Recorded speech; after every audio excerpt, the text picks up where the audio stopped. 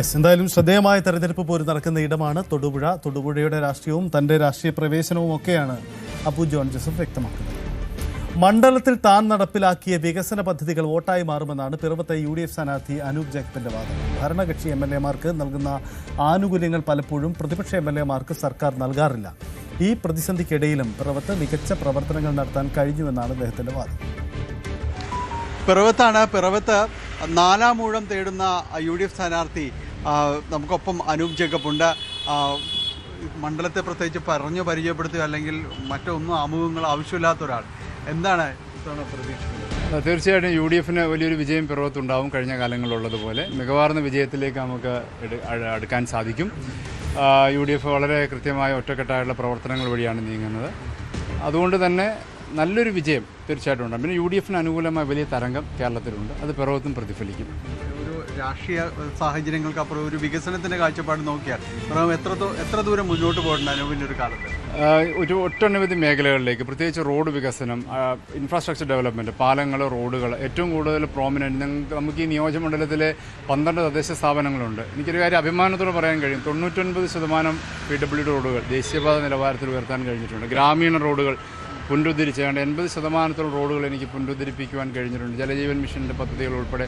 അതായത് പലപ്പോഴും നമുക്കറിവുള്ളതുപോലെ UDF MLA-മാരോട് പലപ്പോഴും വിവേചനം ഉണ്ടാവാറുണ്ട്. പക്ഷേ അതിൻ്റെ ഇടയിൽ നിന്നുകൊണ്ട് ഒരുപാട് കാര്യങ്ങൾ നമ്മുടെ മണ്ഡലത്തിലേക്കായിട്ട് നേടിയെടുക്കാൻ കഴിഞ്ഞു. വിവിധ പാലങ്ങൾ പൂർത്തിയാക്കാൻ, ഇപ്പോൾ റെയിൽവേ മേൽപ്പാലം ഞാൻ പറഞ്ഞു, ROB, അതുപോലെ തന്നെയുള്ള വളരെ പ്രധാനപ്പെട്ട ഇൻഫ്രാസ്ട്രക്ചർ ഡെവലപ്മെൻറ്റ്സ്, ഹോസ്പിറ്റൽസിൻ്റെ ഇൻഫ്രാസ്ട്രക്ചർ ഡെവലപ്മെൻറ്റ്സ്, സ്കൂൾസിൻ്റെ ഡെവലപ്മെൻറ്റ്സ്, കാർഷിക മേഖലയിലെ പുതിയ പുനരുദ്ധാരണ പദ്ധതികളടക്കം വിവിധമായ മേഖലകളിലൂടെ ഗ്രാമീണ ടൂറിസം, അങ്ങനെ അനവധി മേഖലകളെ സ്പർശിച്ചുകൊണ്ട് ഒരു വികസന കാഴ്ചപ്പാടോട് നീങ്ങാൻ കഴിഞ്ഞു. ഇനി ഞങ്ങൾ വോട്ടുകൾ ചോദിക്കുന്നത് പൊളിറ്റിക്സിനോടൊപ്പം തന്നെ നാടിൻ്റെ വികസനത്തിനും കൂടിയായിട്ട് തന്നെയാണ്. കാലഘട്ടത്തിനനുസൃതമായ പുതിയ നൂതനമായ വികസന ആശയങ്ങൾ, പദ്ധതികൾ നമ്മുടെ നാട്ടിൽ നടപ്പിലാക്കേണ്ടതായിട്ടുണ്ട്. അത് തീർച്ചയായിട്ടും UDF-ൻ്റെ ഗവൺമെൻറ്റിലൂടെ കൂടുതൽ മികവാർന്ന നിലയിൽ നമ്മുടെ പ്രദേശങ്ങളിലേക്ക് എത്തിക്കാൻ കഴിയുമെന്ന ഉറപ്പ് എന്നെ സംബന്ധിച്ചുണ്ട്.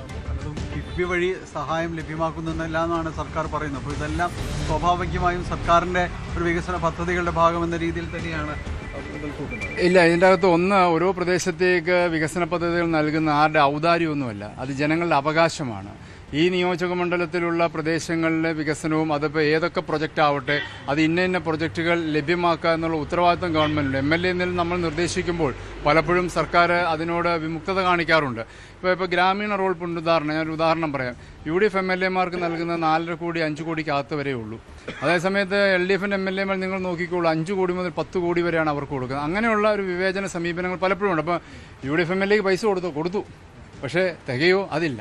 അപ്പം ഇങ്ങനെയൊക്കെയുള്ള ചുറ്റുപാടുകളുടെ ഇടയിൽ നിന്നുകൊണ്ടാണ് ഞങ്ങളുടെ UDF MLA-മാർ അവരവരുടെ മേഖലകളിൽ ഒരുപാട് കാര്യങ്ങളിലേക്ക് കടക്കാൻ സാധിച്ചു. പിന്നെ MLA ഫണ്ടൊക്കെ ഉള്ളതുകൊണ്ട് ബാക്കി കാര്യങ്ങൾ കോമ്പൻസേറ്റ് ചെയ്ത് നീങ്ങാൻ ഞങ്ങൾക്ക് കഴിഞ്ഞിട്ടുണ്ട്. അപ്പോൾ തീർച്ചയായിട്ടും വികസനത്തിൻ്റെ ഒരുപാട് മേഖലകൾ കടന്നു വരാൻ സാധ്യമായി എന്നത് ഏറെ അഭിമാനത്തോടെ ചൂണ്ടിക്കാട്ടാൻ ആഗ്രഹിക്കുന്ന ഒന്നാണ്. കാർഷിക മേഖലയാണ് വലിയ രീതിയിൽ വെല്ലുവിളികൾ നേരിടുന്ന ഒരു സമൂഹമെല്ലാം തന്നെയാണ്.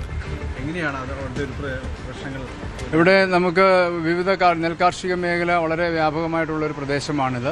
അതുപോലെ വിവിധ തരത്തിലുള്ള പച്ചക്കറി കൃഷി, പൈനാപ്പിൾ, റബ്ബർ അടക്കം വിവിധ കാർഷിക മേഖലകൾ ഈ പ്രദേശവുമായി ബന്ധപ്പെട്ട് നിൽക്കുന്നുണ്ട്. അപ്പം കൃഷി മേഖലയിൽ ഏറ്റവും കൂടുതൽ ഞാൻ ശ്രദ്ധിച്ചിട്ടുള്ള ഭാഗങ്ങളിലൊന്നും അത് തന്നെയാണ്. അതിൻ്റെ അടിസ്ഥാന സൗകര്യ വികസനം, പാടശേഖരങ്ങളുടെ അവർക്ക് ആവശ്യമായ ഇൻഫ്രാസ്ട്രക്ചർ പാടങ്ങൾക്ക് ലഭ്യമാക്കുക. ഇവിടെ അഗ്രോ സർവീസ് സെൻറ്റർ ലഭ്യമാക്കാൻ കഴിഞ്ഞിട്ടുണ്ട്. മെഷീനറി, മാൻ പവറും കുറഞ്ഞ ചിലവിൽ കർഷകർ കൊടുക്കാൻ കഴിയുന്ന സ്കീംസ് ഇവിടെ കൊണ്ടുവരാൻ കഴിഞ്ഞിട്ടുണ്ട്. അത് ഞങ്ങളുടെ ഗവൺമെൻറ് സമയത്ത് ഞാൻ കൊണ്ടുവന്നത്. അതിനെ വളരെ ഏറെ ആധുനികവൽക്കരിപ്പിച്ച് ഇപ്പോൾ കൊണ്ടുപോകാൻ കഴിയുന്നുണ്ട്. അപ്പോൾ കൃഷിയുമായി ബന്ധപ്പെട്ട് കൂടുതൽ മേഖലകളിലേക്ക് കടക്കാനും കാർഷിക മേഖലയെ കൂടുതൽ വ്യാപൃതമാക്കാനുള്ള പദ്ധതികൾ ആവിഷ്കരിച്ചിട്ടുണ്ട്. പക്ഷേ ഇതിനകത്ത് ഏറ്റവും പ്രധാനം എന്നുള്ളത് കർഷകരെ സംബന്ധിച്ച് അവരുടെ വിവിധ തരത്തിൽ അവരുടെ ഉൽപ്പന്നങ്ങൾ അത് ന്യായവില ലഭിക്കുക എന്നുള്ളത് ആവശ്യമായ ഒന്നാണ്. സംഭരണം കൃത്യമായി നടക്കുക എന്നുള്ളത് ആവശ്യമാണ്. ഇപ്പോൾ നെൽകൃഷിയെ സംബന്ധിച്ച് ഇപ്പോഴും സംഭരണം പൂർണ്ണതോതിൽ കൃത്യമായി നടക്കുന്നു എന്ന് പറയാൻ കഴിയുന്ന സാഹചര്യമല്ല. അവ സംഭരിച്ച വില പലപ്പോഴും കർഷകർക്ക് കിട്ടാൻ കാലതാമസമുണ്ട്. ഇങ്ങനെ കാർഷിക മേൽ അടിസ്ഥാനപരമായ ഒരുപാട് പ്രതിസന്ധികൾ ഇപ്പോഴും നിലനിൽക്കുന്നു എന്നുള്ളതാണ്. ഇടനിലക്കാരുടെ ചൂഷണമില്ലാതെ കർഷകരെ സംരക്ഷിച്ച് മുമ്പോട്ട് പോകാൻ ആവശ്യമാണ്. അത് തീർച്ചയായിട്ടും അത്തരത്തിലുള്ള കാര്യങ്ങളിൽ UDF സർക്കാർ അത്തരത്തിലുള്ള കാര്യങ്ങൾക്കും കൂടുതൽ മുൻഗണനയും പ്രാമുഖ്യം നൽകും.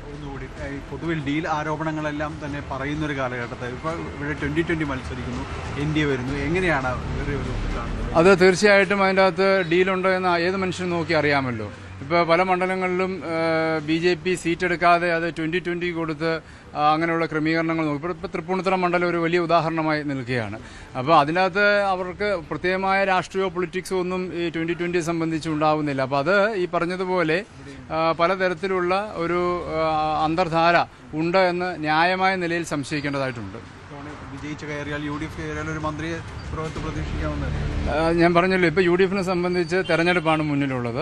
ഈ തെരഞ്ഞെടുപ്പിൽ ഒറ്റക്കെട്ടായി മുമ്പോട്ട് പോവുക, വലിയൊരു വിജയം കരസ്ഥമാക്കുക. മന്ത്രിസഭയുടെ കാര്യം അതിനുശേഷം ഞങ്ങൾ സംസാരിച്ചോളാം. ആശംസകൾ. Thank you. ഏതായാലും ആ പിറവത്ത് വലിയ തിരക്കുകളും ചൂടും വലിയ വലിയ ചൂടിലും അതിലെല്ലാം തന്നെ പ്രചാരണം അതിനു മുകളിൽ നീങ്ങുകയാണ്. ആ പിറവത്ത് വലിയ ആത്മവിശ്വാസത്തോടുകൂടി അനൂപ് ജേക്കബ് മുന്നോട്ട് പോകുന്നു. പിറവത്ത് നിന്ന് ക്യാമറമാൻ മനോജിനൊപ്പം ഡാനി പോൾ, ന്യൂസ് 18.